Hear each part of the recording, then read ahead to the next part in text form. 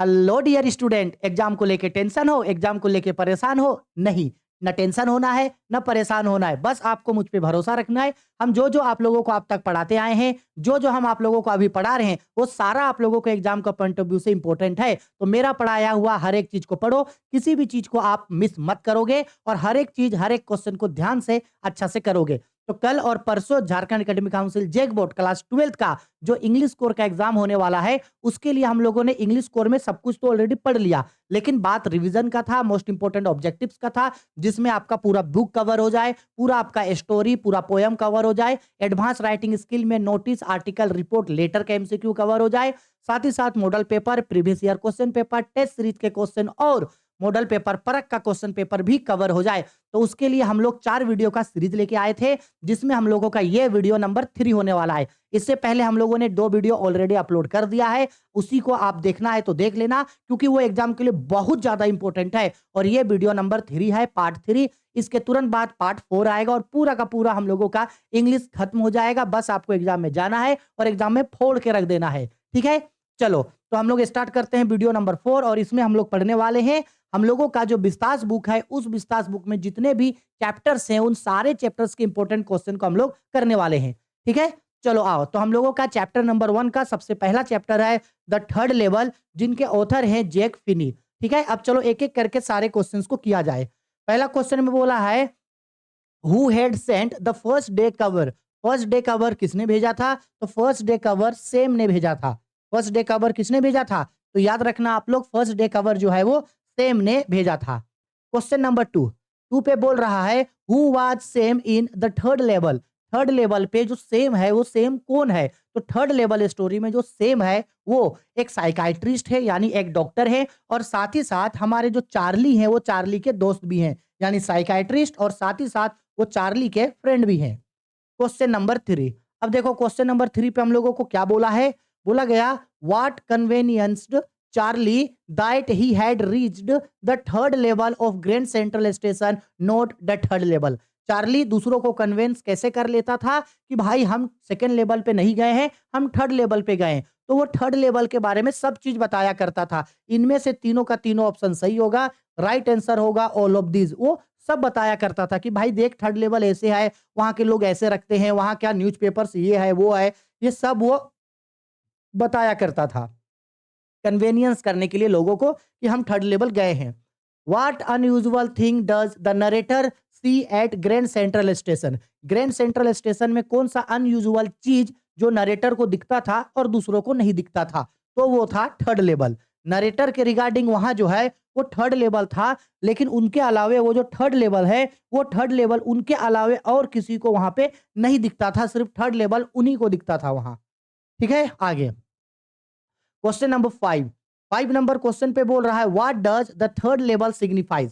Third level जो है वो क्या सिग्निफाइज करता है? तो थर्ड लेवल कुछ नहीं, ये बस बताता है the human tendency to skip from the harsh reality of the present to the past past happy times. यानी अभी के समय में ऑथर जो इतना परेशान हो चुका है अपना रियल लाइफ से, तो उसे स्किप करने के लिए, भागने के लिए वो थर्ड लेवल को एक्चुअल में इमेजिन करके चलते हैं। तो राइट आंसर होगा ऑप्शन नंबर ए। नेक्स्ट क्वेश्चन पे आते हैं, क्वेश्चन नंबर 6। देखो जी 6 पे क्या बोल रहा है? What is working dreams fulfillment. Working dream fulfillment का मतलब क्या है according to the psychiatrist in the lesson? Psychiatrist यानी कि सेम, सेम के रिगार्डिंग वर्किंग ड्रीम फुलफिलमेंट क्या है? एक्चुअल में सेम चार्ली को ये बोलता है कि तुमको ये जो थर्ड लेवल दिखता है, एक्चुअल में ये कुछ नहीं है, बस तुम रियलिटी से भागना चाहता है, अपने सपनों की दुनिया को जीना चाहता है, इसलिए तुम अपने आप में ये चीज को इमेजिन करके रखा है। तो राइट आंसर होगा option number A, Charlie finding a third level at Grand Central station and realising his wish to visit Galesburg illusion. ठीक है, इसका राइट आंसर होगा ऑप्शन नंबर ए। ठीक है, यह चार्ली स्किज्म फ्रॉम रियलिटी, रुक जाओ तो 6 का राइट आंसर, हाँ ठीक है 6 का ए ना, देखने दो एक बार। हाँ ठीक है 6 का ए होगा। नेक्स्ट क्वेश्चन आते हैं क्वेश्चन नंबर 7 पे। बोला गया who was Charlie's wife. Charlie का वाइफ का क्या नाम था? चार्ली का वाइफ का नाम था लूसिया। क्या नाम था? लूसिया चार्ली का वाइफ का नाम था। और डॉक्टर सडाओ की जो वाइफ थी उनका नाम था हाना। ठीक है, याद रखना ये दो नाम। आगे बढ़ते हैं क्वेश्चन नंबर 8 पे। बोला गया है where was Charlie's often lost. Charlie हमेशा कहाँ खो जाया करता था? तो चार्ली हमेशा खो जाया करता था from a subway faster than a bus and the central station. ठीक है, राइट आंसर होगा इसका option number D, right answer. आगे बढ़ते हैं नेक्स्ट। ओ भाई गॉड, बस ऑप्शन नंबर क्वेश्चन नंबर 9 बोल रहा है क्वेश्चन पे what did Charlie find in his stamp collection. Charlie को जो है वो स्टम्प कलेक्शन कहाँ मिला? तो फर्स्ट डे कवर में मिला था। कहाँ मिला था स्टम्प? फर्स्ट डे कवर में मिला था। ये बहुत इंपॉर्टेंट क्वेश्चन है, ये कई साल ये क्वेश्चन पूछा है और आगे भी पूछे जाने के चांसेस है इन क्वेश्चंस के। ठीक है, आगे नेक्स्ट आते हैं क्वेश्चन नंबर 10 पे। क्वेश्चन नंबर 10 पे बोल रहा है what happen when Charlie enters grand Central station. क्या हुआ था जब चार्ली ग्रेट सेंट्रल स्टेशन में पहुंचा था? तो वो क्या देखा था? तो ये सभी चीजों को वो वहां पे देखा था। ठीक है, ये सभी चीजों को वो इमेजिन किया था। तो ऑप्शन नंबर डी इसका राइट आंसर होगा। आगे next question number 11 who is the author of the third level. Third level story के ऑथर कौन है? थर्ड लेवल स्टोरी के ऑथर हैं जैक फिनी। जैक फिनी इनके ऑथर हैं। क्वेश्चन नंबर 12 बोला गया है what is the meaning of working dream fulfilments. ये तो अभी पढ़े थे ना। What is the meaning of working dreams feel wish fulfillment. इसका मतलब होता है a pleasant wish that makes of forgotten past, a pleasant wish that makes one of the future, is pleasant wish inspiring to the network, a pleasant wish to make forgotten present. हाँ, option number D इसका right answer होगा। ठीक है, question number 13 पे क्या बोल रहा है what is the theme of the lesson the third level. Third level story important है। थर्ड लेवल स्टोरी जो है इस स्टोरी का थीम क्या है? तो थर्ड लेवल स्टोरी का थीम है human tendency of escaping escapism because of the harsh reality of the present. आज के प्रेजेंट लाइफ से ऑथर बहुत ज्यादा हरास हो चुका है, इसलिए उसको भागने के लिए अपने मन में थर्ड लेवल को वो इमेजिन करके चलते हैं। आगे आते हैं क्वेश्चन नंबर 14 पे how does the story the third level begin. ये जो स्टोरी थर्ड लेवल है उसका शुरुआत कैसे होता है? तो थर्ड लेवल स्टोरी का शुरुआत बहुत ही सीरियस मैनर में होता है, इन एज सीरियस मैनर। इतना इस चैप्टर का इंपॉर्टेंट क्वेश्चन है, इससे ज्यादा आपको कुछ करने का जरूरत नहीं है। और अगर करना चाहे तो इस चैप्टर का वन शॉर्ट वीडियो हम डाले थे, उसमें इसके अलावे बाकी इसका ऑब्जेक्टिव और सब्जेक्टिव आपको मिल जाएगा। देखना होगा तो आप उसको देख सकते हो। चैप्टर नंबर 2 पे आते हैं जिसका नाम है द टाइगर किंग, जिनके ऑथर हैं कल्कि। ठीक है, अब आते हैं क्वेश्चन नंबर 1 पे। बोला जा रहा है क्वेश्चन नंबर 1 पे how old was the Prince when he ridiculed the astrologer. Prince उस समय कितने दिनों के थे, या प्रिंस की उस समय उम्र कितनी हो रही थी जब उन्होंने ज्योतिषियों को आश्चर्यचकित कर दिया था अपने चमत्कार से? तो उस समय वो 10 दिन का था। जब एस्ट्रोलॉजर ने प्रिडिक्ट किया कि शेर इनका मौत का कारण बनेगा, तब वो बोलना स्टार्ट कर देता है कि कैसे मरेंगे हम बताओ। ठीक है, ये उस समय प्रिंस जो है वो 10 दिन का था। आप बोलोगे 10 दिन का बच्चा कैसे बोल सकता है, लेकिन ये स्टोरी में बताया गया है। आगे क्वेश्चन नंबर 2 पे आते हैं। 2 में बोल रहा है in which hour was the prince in the tiger King born. Prince जो थे द टाइगर किंग, उनका जन्म किस राशि में हुआ था? तो टाइगर किंग का जन्म जो है in the hour of bull, उनका राशि बुल राशि में हुआ था। बुल राशि में हुआ था, इसलिए उसको जो है वो टाइगर से सबसे ज्यादा खतरा था। क्वेश्चन नंबर 3 बोला गया who is the tiger King. Tiger King कौन है? तो टाइगर किंग जो है the Maharaja of Pratibandhapuram. The tiger King कौन थे? प्रतिबंधापुरम के राजा थे। The king of Pratibandhapuram, the Maharaja of Pratibandhapuram. ये डॉक्टर सडाव वाला गलती से आ गया द एनिमी का। Sadao went to America to learn. Sadao America क्या सीखने गया था? Surgeon and medicine. ठीक है, 20 साल के उम्र में 22 साल की उम्र में उसका फादर उसको भेजा था और 30 साल की उम्र में वो सर्जरी करके वापस जापान अमेरिका से आ गया था। आगे आते हैं क्वेश्चन नंबर 5 पे। 5 पे बोल रहा है क्वेश्चन पे how many rings did the Maharaja send to the British officers good lady. Maharaja British officers good lady को कितना रिंग भेजा था? 50 रिंग्स भेजा था, जिसका कीमत लगभग 3 लाख रुपया था। कीमत लगभग कितना था? 3 लाख रुपया लगभग उसका कीमत था। ठीक है, नेक्स्ट क्वेश्चन पे आते हैं। 6 नंबर पे बोल रहा है why was the Maharaja so anxious to kill 100 tiger. यानी राजा जो था वो 100वां टाइगर को मारने के लिए इतना ज्यादा उतारू या इतना ज्यादा पागलपन क्यों था? क्यों उतना ज्यादा मतलब 100वां टाइगर मारने के पीछे वो पागल हुआ था? क्योंकि to ensure his safety and to prove prediction wrong, ताकि वो अपने सेफ्टी मतलब सिक्योर कर सके।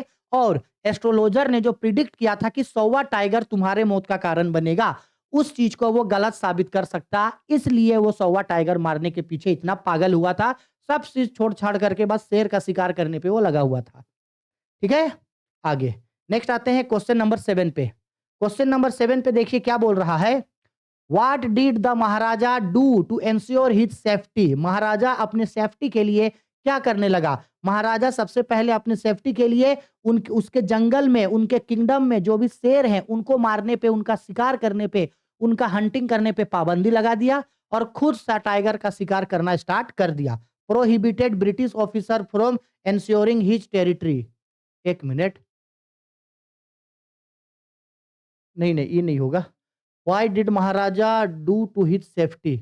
महाराजा ने अपने सेफ्टी के लिए क्या किया। सेफ्टी बोल रहा है ना, नहीं ये तो मना तो नहीं, ये तो बाद में हुआ था। मेरे डे प्रिंसेस सेफ्टी के लिए नहीं किया था, टाइगर को खरीदा था सेफ्टी के लिए। हाँ ये देखो, जो ही किल्ड टाइगर्स, वो अपने सेफ्टी के लिए टाइगर्स को मारना स्टार्ट कर दिया था।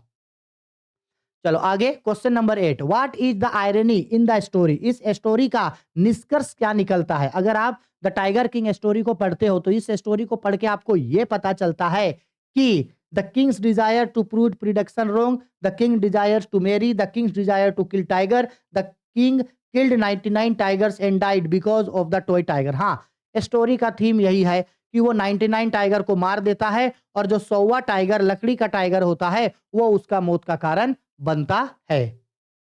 ठीक है, इस स्टोरी का आयरनी यही है। आगे बढ़ते हैं क्वेश्चन नंबर 9। 9 नंबर क्वेश्चन पे बोल रहा है why did the Maharaja put a ban on on tiger hunting in his state. राजा ने अपने राज्य में शेर के शिकार करने पर, बाघ का शिकार करने पे प्रतिबंध क्यों लगा दिया था। क्योंकि वो खुद टाइगर्स का शिकार करना चाहता था। To prove the priest's prediction wrong, to prove his power, to show his love of kill kingdoms toward. हाँ, ऑप्शन नंबर ए इसका राइट आंसर होगा, to prove the priest's prediction wrong, ताकि वो ज्योतिषी का भविष्यवाणी को गलत साबित कर सके और खुद वो शेर का शिकार कर सके, इसलिए वो टाइगर हंटिंग पे बैन कर दिया था। नेक्स्ट क्वेश्चन पे बोल रहा है who is the author of the tiger King. Tiger king story के ऑथर कल्कि हैं, लेकिन उनका दूसरा नाम है कृष्णमूर्ति। याद रखना, कृष्णमूर्ति। और उसका स्टोरी में जिस नाम से उनको प्रेजेंट किया गया है वो है कल्कि। ठीक है, कल्कि, वो फिल्म वाला कल्कि मत समझ लेना, है ना, प्रभास वाला। चलो question number 11। Who is he being referred in the above text. ऊपर में जो ही करके डिनोट किया गया है वो किसको डिनोट किया गया है। वो डिनोट किया गया है क्राउन प्रिंस जंग जंग बहादुर को। Question number 12। 12 नंबर क्वेश्चन पे देखो क्या बोल रहा है। On which issue of the story is stare. ये जो स्टोरी है ये किस इशू के योर आपको इंडिकेट करता है। तो ये इंडिकेट करता है ऑन द फॉल्स प्राइड, यानी झूठा दिखावा पे। एगो, दू झूठा दिखावा, ego and the power of people. एकदम झूठा दिखावा पावर की ओर इंडिकेट करता है ये स्टोरी। Question number 13।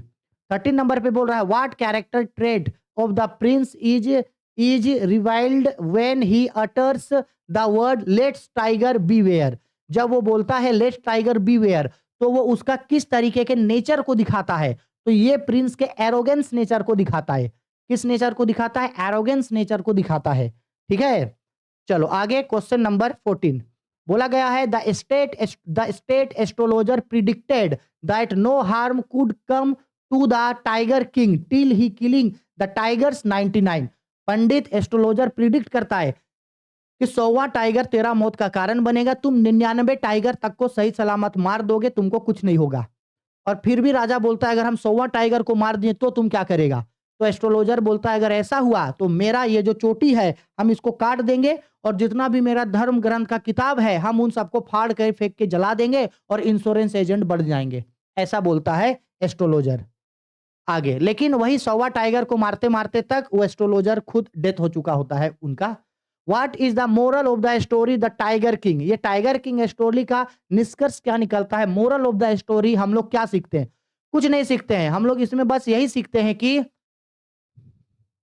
हाँ, हम लोग सीखते हैं power is meaningless before destiny, यानी आपका जो भी शक्ति है वो आपके किस्मत के आगे कुछ नहीं है, आपका किस्मत में जो लिखा है वो होगा। Option number C right answer. अब हो गया चैप्टर नंबर 2 खत्म। अब आते हैं चैप्टर नंबर 3 पे, journey to the end of the earth, जिनके ऑथर हैं टिसानी डोसी।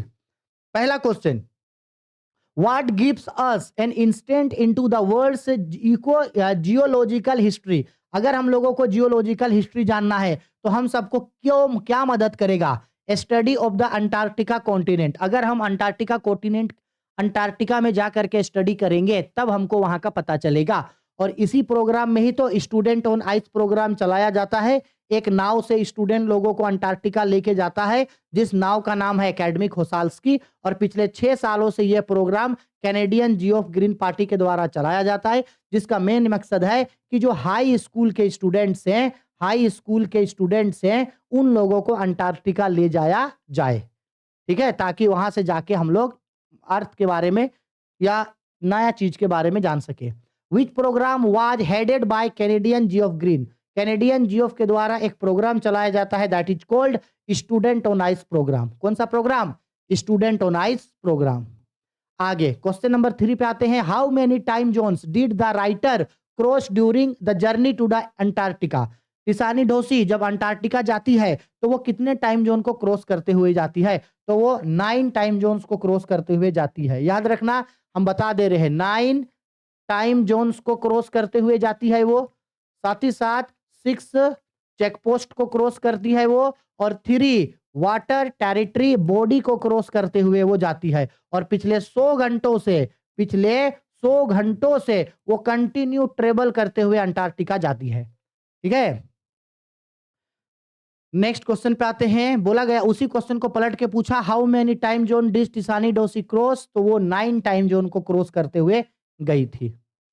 आगे क्वेश्चन नंबर 4 बोल रहा है 4 पे, the name of the program that takes high school students to the end of the earth is student on ice program. ये program जो था वो स्टूडेंट लोगों को लेकर के जाता था अंटार्कटिका, ठीक है। कई बार हम इसको सुनाए हैं, आप लोगों को कई बार बताए हैं। Who is the author of the earth, who is the author of the story the journey to the end of the earth. थोड़ा इधर उधर हो गया। Journey to the end of the earth author के कौन है? ऑथर कौन है? टिसानी डोसी हैं ऑथर। आगे क्वेश्चन नंबर 6 पे बोल रहा है, विच program was the author A part of. Author यानी टिसानी डोसी किस प्रोग्राम का पार्ट थी? तो वो प्रोग्राम का पार्ट थी स्टूडेंट ऑन आइस प्रोग्राम। कौन सा प्रोग्राम का? स्टूडेंट ऑन आइस प्रोग्राम का। Question number 7, which program was a life changing program. Author के लिए कौन सा प्रोग्राम लाइफ चेंजिंग प्रोग्राम था? तो स्टूडेंट ऑन आइस प्रोग्राम उसके लिए, ऑथर के लिए लाइफ चेंजिंग प्रोग्राम था। The narrator was aboarded the ship named. Narrator जिस शिप से गई थी उस शिप का नाम था एकेडमिक सोकाल्स्की।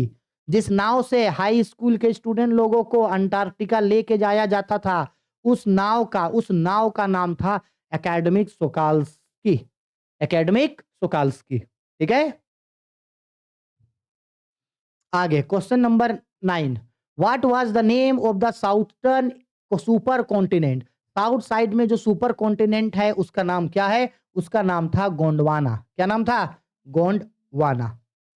गोंडवाना नाम था। नेक्स्ट आते हैं क्वेश्चन नंबर 10 पे, where is the world's geological history trapped. अगर हमको वर्ल्ड का जियोलॉजिकल हिस्ट्री जानना है तो हम वो कहां से जानेंगे? किसका स्टडी करके जानेंगे? अंटार्कटिका कॉन्टिनेंट का स्टडी करके हम लोग इसके बारे में जान सकते हैं। 11 number question, what was the object of the student on ice program. Student on ice program जो चलाया जाता था उसका मेन ऑब्जेक्टिव क्या था? तो उसका मेन ऑब्जेक्टिव था to enable them to think differently to save the planet. ताकि लोगों को ये सीख सके, वो सोच सके कि हम किस तरीके से अपने अर्थ को बचा करके रख सकते हैं ग्लोबल वार्मिंग या बाकी चीजों से। आगे आते हैं क्वेश्चन नंबर 12, बोला गया है, why was Tishani Doshi filled with the relief and wondered when she first set foot on the continent. जब टिसानी डोसी जब अंटार्कटिका पे अपना पहला कदम रखती है तो कदम रखते ही उसको क्यों उतना अच्छा फील होता है? तो उसका रीजन है इनमें से सभी। ये सब रीजन है जिसके वजह से उनको बहुत ज्यादा रिलीज्ड और बहुत ज्यादा अच्छा फील होता है। क्वेश्चन नंबर 13 नंबर पे देखो क्या बोल रहा है। क्वेश्चन नंबर 13 पे बोल रहा है why has the author called called journey to the end of the earth. यानी ये बोलना चाहता है कि ऑथर जो है वो जर्नी टू द ऑथर जो है ये बोल रहा है कि जर्नी टू द ऑथर जो है इस प्रोग्राम को नाम journey to the end of the earth क्यों बोला। ये इसलिए बोला गया क्योंकि because it was so far, ये बहुत ज्यादा दूर है। Because no human race in our planet plants exist, इसलिए यह cross 9 time zone 6 expose water territory body को क्रॉस करते हुए वो गई थी। इसलिए क्यों बोला गया इसको journey to the end of the earth, because of it so far, क्योंकि वो बहुत ज्यादा दूर है। बिकॉज नो ह्यूमन रेस और प्लांट्स एग्जिस्ट, नहीं प्लांट्स तो वहां पे एग्जिस्ट होता है, ह्यूमन रेस भले ना है। 9 time zone 6 expose water territory body को क्रॉस करते हुए गई थी क्योंकि वो बहुत ज्यादा दूर है। इसका आंसर या तो ए होगा या तो फिर डी होगा। ठीक है, हम इसका आंसर नीचे पिन करके बता रहे हैं। हमको जहां तक लगता है इसका आंसर डी होगा। ठीक है, हम नीचे इसका आंसर पिन करके बताते हैं। Question number 14, what was Gondwana. Gondwana क्या था। तो गोंडवाना एक बहुत बड़ा सुपर कॉन्टिनेंट था पहले, N ancient super continent. Gondwana क्या था, एक बहुत ही प्राचीन सुपर कॉन्टिनेंट था। क्वेश्चन नंबर 15 नंबर पे बोल रहा है who was Geoff green. Geoff green क्या है। तो जियोफ ग्रीन जो है, Geoff was a fellow of the royal Canadian geographical society and the explorer club है ये। ठीक है, इसी के द्वारा स्टूडेंट ऑन आइस प्रोग्राम चलाया जाता है। ठीक है, अब आते हैं चैप्टर नंबर 4 जिसका नाम है द एनिमी, जिनके ऑथर क्या कौन है, पर्ल एस बक। चलो अब इसका भी क्वेश्चन करते हैं। पहला question, who was doctor Sadao. Doctor Sadao कौन है। तो डॉक्टर सडाव एक जापानीज डॉक्टर है। ठीक है, जो 22 साल की उम्र में सर्जरी एंड मेडिसिन का पढ़ाई करने के लिए कहां गए थे, अमेरिका गए थे। अमेरिका गए थे और फिर 30 साल की उम्र में डॉक्टरी और सर्जरी का पढ़ाई करके, मेडिसिन और सर्जरी का पढ़ाई करके वापस अपना कंट्री आ गए थे। ठीक है, और उनकी वाइफ का नाम था Hana. Question number 2, why are we different from other Japanese. हम दोनों दूसरे जापानियों से अलग क्यों हैं। ये बात किसने कहा था। तो ये बात हाना ने कहा था। किसने कहा था, हाना ने। किससे कहा था, ये कहा था उसने डॉक्टर सडाओ से। ये बात उसने कहा था डॉक्टर सडाओ से कि हम दोनों दूसरे जापानियों से अलग क्यों हैं। क्वेश्चन नंबर 3 नंबर क्वेश्चन पे बोल रहा है why did the servants leaves doctors house. जितने भी सर्वेंट्स थे, चाहे वो यूमी हो गई या बाकी जो सर्वेंट्स थे, वो सभी लोग डॉक्टर सडाओ के घर को छोड़ के क्यों चले गए। वो इसलिए चले गए because he was an American soldier and they did not kill, they not like him. हाँ, क्योंकि उन लोगों ने जिस सिपाही को उसके घर में रखा था वो एक अमेरिकन सोल्जर था, उसका एनिमी था, और वो लोग उसको पसंद नहीं किए। इस वजह से वो लोग वहां से छोड़ के चले गए। क्वेश्चन नंबर 4 बोला गया at what age did he come back to Japan. वो जापान वापस किस एज में आया, अभी बताएं। 30 साल की उम्र में वापस आया। गया कब था, 22 साल की उम्र में वो गया था। ठीक है, आगे क्वेश्चन नंबर 5 पे बोल रहा है the wounded soldier belong to. Doctor Sadao और हाना को जो वॉन्डेड सोल्जर मिला था वो कहां से बिलोंग करता था। तो वो यूएस नेवी ऑफिसर था। क्या था वो, यूएस नेवी ऑफिसर था। ठीक है, क्वेश्चन नंबर 6 पे बोल रहा है यहाँ पे both Sadao and Hana thought that keeping the wounded soldier in their house could. वो दोनों ही सोचता है कि अगर हम दोनों इसको अपने घर में रखेंगे तो ये हम सभी लोगों के लिए भी खतरा होगा। तो एंडेंजर फॉर ऑल देम, ये हम सभी लोगों के लिए भी क्या होगा, बहुत ही ज्यादा डेंजर होगा। ऑप्शन नंबर बी इसका राइट आंसर होगा। आगे बढ़ते हैं क्वेश्चन नंबर 7 पे बोल रहा है what did doctor Sadao give to soldier. Doctor Sadao ने उस अमेरिकन सोल्जर को क्या क्या दिया, अपना वोट भी दिया, खाने पीने के लिए कुछ सामान भी दिया, और रात में जलाने के लिए फ्लैश लाइट भी दिया था। तो राइट आंसर होगा ऑल ऑफ दिस, इनमें से सभी वो देता है। आते हैं क्वेश्चन नंबर 8 पे बोला गया है why did doctor Sadao help an enemy soldier. Doctor Sadao ने वो दुश्मन सोल्जर का मदद क्यों किया, क्योंकि because he was an ethical and sincere doctor, क्योंकि वो बहुत ही ज्यादा सिंसियर डॉक्टर थे और अपने काम को सबसे पहले प्रेफरेंस देते थे। ठीक है, आगे क्वेश्चन नंबर 9 पे बोल रहा है what idea do you form of doctor Sadao after reading this lesson. ये स्टोरी तो नहीं पूछेगा, ये क्वेश्चन तो नहीं पूछेगा, लेकिन फिर भी ये बोल रहा है कि अगर आप इस स्टोरी को पूरा ध्यान से आप पढ़ते हो तो इस स्टोरी को पढ़ने के बाद आपके मन में डॉक्टर सडाव के लिए कौन सा छवि आएगा, यानी डॉक्टर सडाव को लेकर के आप क्या सोचोगे, कैसा आपको लगेगा doctor Sadao being a human. ठीक है, तो सब होगा, एक्सीलेंट डॉक्टर है, कंपेशनेट ह्यूमन बींग्स है, सिंसियर और रिस्पॉन्सिबल सिटीजन है। Option number D, option number D.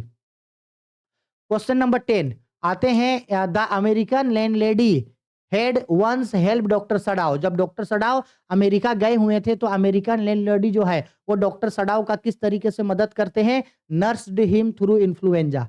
ठीक है, नर्स हिम थ्रू इन्फ्लुएंजा, वो उसका एक बार मदद करती है वहां। आगे बढ़ते हैं, क्वेश्चन नंबर 11।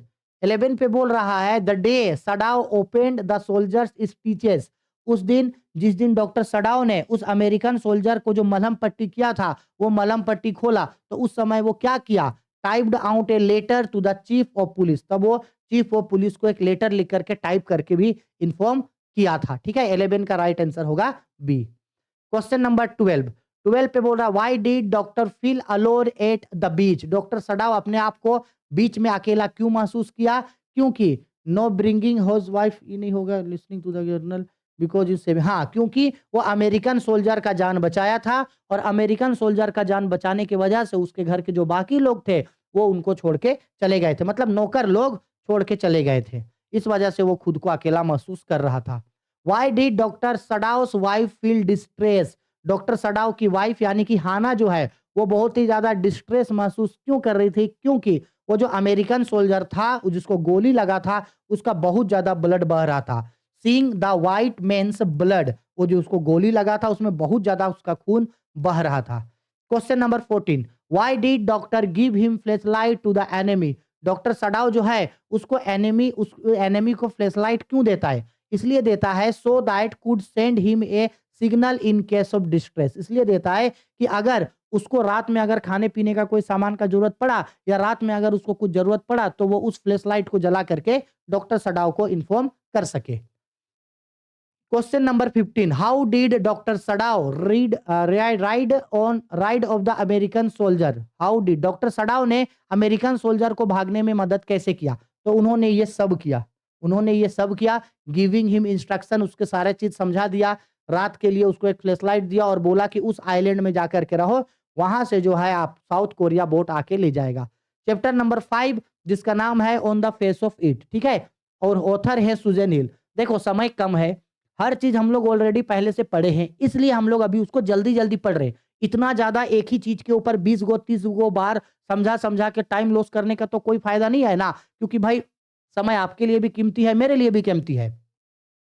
क्वेश्चन पे आते हैं, who is mister Lamb. Mister Lamb कौन है, तो mister Lamb is an old man जिसका एक पैर बम अटैक से खो गया है और उसका एक 3 लेग है, इसलिए लोग उसको टीनी लेम लेमी लेम बोलता था। Question number 2। Why does Derry being to weep in the end. Last में डेरी जो है वो क्यों रोया, इसलिए रोया लास्ट में क्योंकि लास्ट में मिस्टर लेम डेथ कर जाते हैं। Mister lame was died. ठीक है, वो लेडर से नीचे गिर करके उसका मौत हो जाता है। बोला गया how did dairy burn his face. Dairy का एक साइड का चेहरा किस तरीके से जल गया था, एसिड बर्न हिज फेस, क्योंकि छोटे में उसके चेहरे पे एसिड गिर गया था, इस वजह से उसका फेस जल गया था। बोल रहा है how did mister Lamb use the apple. Mister Lamb जो था एप्पल का क्या करता था, तो मिस्टर लेम एप्पल का जेली बनाया करता था। He use to make jelly. Apple का क्या बनाया करता था मिस्टर लेम, जेली बनाया करता था। या इसी को पलट के पूछा why what did mister Lamb make of apples. Mister Lamb apple का क्या बनाया करता था, तो jelly, option number C. Question number 5 पे आते हैं। 5 पे देखो क्या बोल रहा है, which story did mister Lamb narrate to Derry. Mister Lamb जो है वो डेरी को कौन सा स्टोरी सुनाया था, वो सुनाया था उसको the beauty and the beast. The beauty and the beast story उसको वो सुनाया था। Who is dairy. डेरी कौन है, तो डेरी एक 14 साल का लड़का है जिसका एसिड के कारण उसका एक साइड का फेस जल गया है। डेरी, ठीक है, डेरेक गलती से लिखा गया dairy. Dairy a boy of 14 who has an acid burned face. आगे आते हैं क्वेश्चन नंबर 7 पे क्या बोल रहा है, what complex does dairy suffer from, dairy जो है वो किस तरीके से मतलब किस तरीके के चीजों से वो जूझ रहा था, सुपीरियरिटी, ओडिपिस, इंफीरियरिटी। इंफीरियरिटी का मतलब क्या होगा, इंफीरियरिटी तो नहीं हो रहा था वो, बिल्कुल नहीं। ठीक है, एक मिनट रुको, superiority, what complex does the dairy suffer from, superiority नहीं होगा, ओडिपिस नहीं होगा, ऑल ऑफ दिस नहीं होगा, इंफीरियरिटी। इंफीरियरिटी इसका राइट आंसर होगा। इसको बस याद कर लेना, ठीक है, इसको बस क्या कर लेना, याद कर लेना। एग्जाम कल और परसों ही तो देना है जी, बस याद कर लेना, पूछा तो पूछा, नहीं तो नहीं पूछा। What were Derry and mister Lamb victims, mister Derry और मिस्टर लेम किस तरीके के विक्टिम्स थे, तो वो दोनों ही फिजिकल इम्पेयरमेंट थे, यानी उन लोगों ही दोनों ही जो है वो फिजिकल हैंडीकैप थे। ठीक है, एक का फेस जला हुआ था और एक का पैर नहीं था। Why did Derry go to mister Lamb's garden, Derry जो है वो मिस्टर लेम के गार्डन में क्यों गया था, तो वो गया था to steal apple, to speak to Derry, to help to old man, to feel that place. हाँ, क्योंकि उसको लगा कि वो जगह खाली है, उसको लगा कि वो जगह खाली है और वो वहां पे कुछ टाइम बिताने के लिए घुस गया था बाउंड्री फांद के। ठीक है, आगे question number 10, how did dairy enter the garden, Derry जो है गार्डन में, मिस्टर लेम के गार्डन में एंटर कैसे करता है, तो डेरी जो है वो मिस्टर लेम के गार्डन में by climbing the garden wall, जो गार्डन का जो दीवार होता है उस दीवार को फांद के, दीवार को फांद करके वो जो है वो गार्डन के अंदर एंटर करता है। आगे नेक्स्ट बोल रहा है क्वेश्चन पे, what does mister lame grow in his garden, mister lame garden में किस चीज को उगाया करता था, तो गार्डन में वो एप्पल्स उगाया करता था। क्या उगाया करता था, एप्पल्स।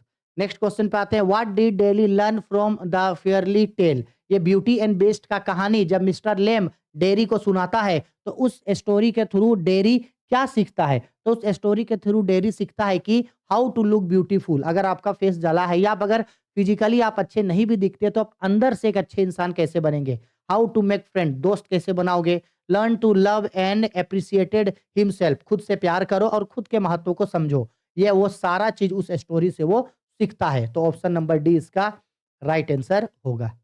क्वेश्चन नंबर 13 बोला गया है, हाउ ओल्ड वाज डेरी, तो डेरी 14 साल का एक लड़का था, 14 साल का एक लड़का था dairy. Question number 14, who was written on the face of it, इसको लिखा था सुजैन हिल ने, किसने लिखा था, सुजैन हिल ने। आगे नेक्स्ट क्वेश्चन पे बोला गया है, how did mister Lamb help Derry, mister Lamb जो है वो डेरी का मदद कैसे किया, तो mister Lamb by giving him a positive outlook on life, वो उसको अपने लाइफ में आगे बढ़ने के लिए पॉजिटिव आउटलुक देता है।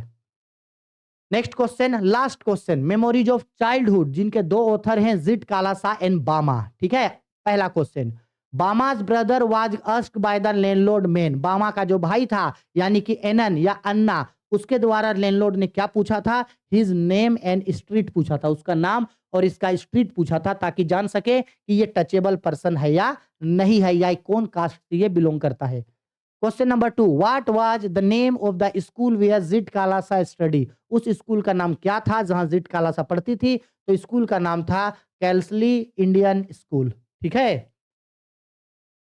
क्वेश्चन नंबर 3 बोला गया, हु वाज एनन या अन्ना, आपको जो बोलना है बोलना, अन्ना बोलो एनन बोलो, तो अन्ना कौन था, तो ये बामा का बड़ा भाई था, बामाज एल्डर ब्रदर, बामा का जो बड़ा भाई था वो था एनन।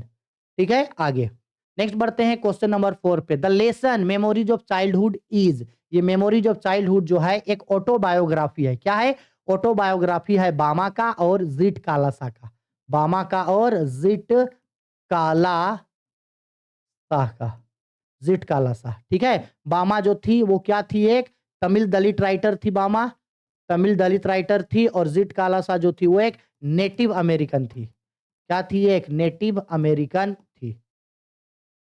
नेक्स्ट क्वेश्चन, बामा वाज, बामा क्या थी अभी बताएं, बामा जो थी वो एक तमिल दलित थी। ठीक है, बामा। ठीक है, एनआरआई, एनआरआई नेटिव अमेरिकन जो थी वो जिट कालासा थी, नेटिव अमेरिकन। बोला गया, what was the author's original name, author का ओरिजिनल नेम क्या है, ऑथर्स का ओरिजिनल नेम क्या है, जिट काला, जिट कालासा, जिट कालासा बामा, ऑथर का ओरिजिनल नेम क्या है, what was the author's original name.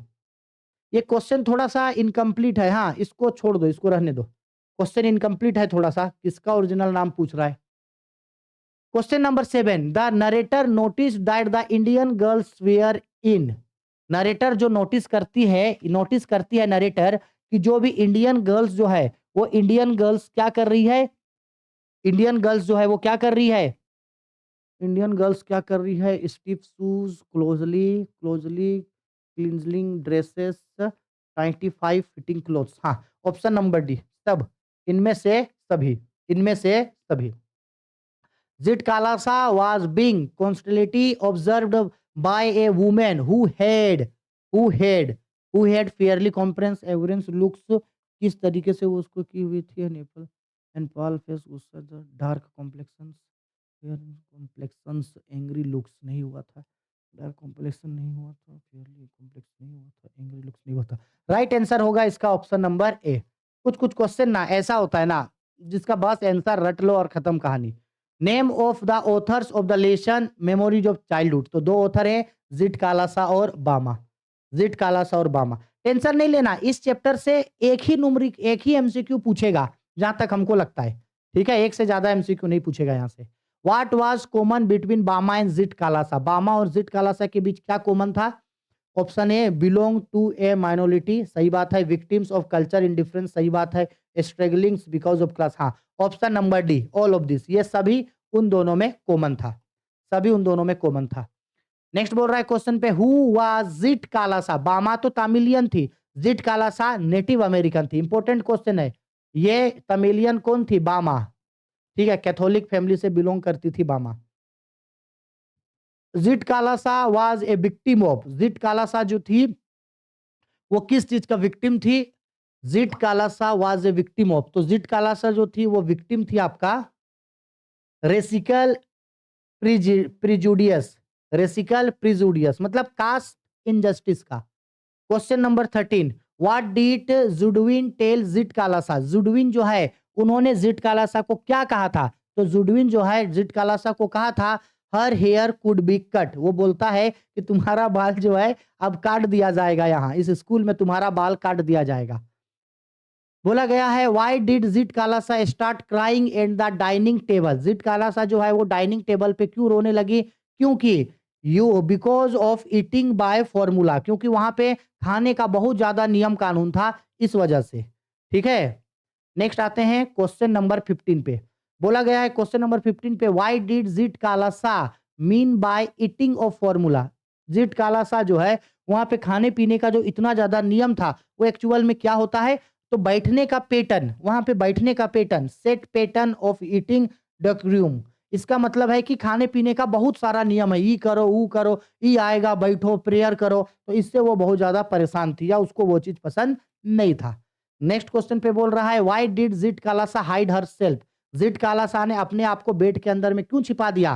To stop people from cutting her hair, क्योंकि वो अपना बाल कटवाना नहीं चाहती थी, उससे बचने के लिए वो नीचे में जाकर के बेड के नीचे में छुप गई थी। हो गया, खत्म हो गया हम लोगों का पूरा विस्तार बुक।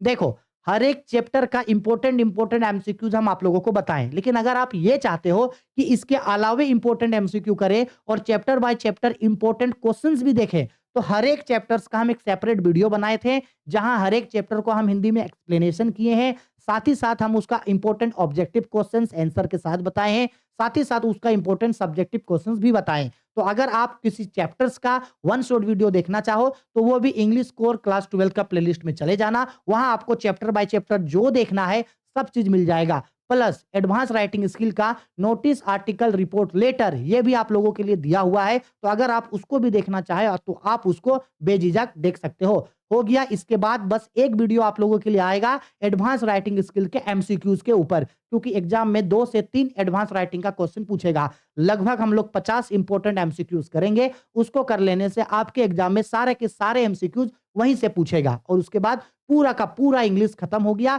100 नंबर का सिलेबस खत्म हो गया। आपको एग्जाम में जाना है, अच्छा से क्वेश्चन प्रेजेंट करके आना है और फुल में फुल नंबर आपको इंग्लिश में मिल गया, ठीक है। फिर भी आपके मन में कोई सवाल है, कुछ हमसे पूछना चाहते हैं तो बेझिझक वीडियो के कमेंट बॉक्स में कमेंट करके हमको जरूर पूछ लेना, ठीक है। Bye, take care.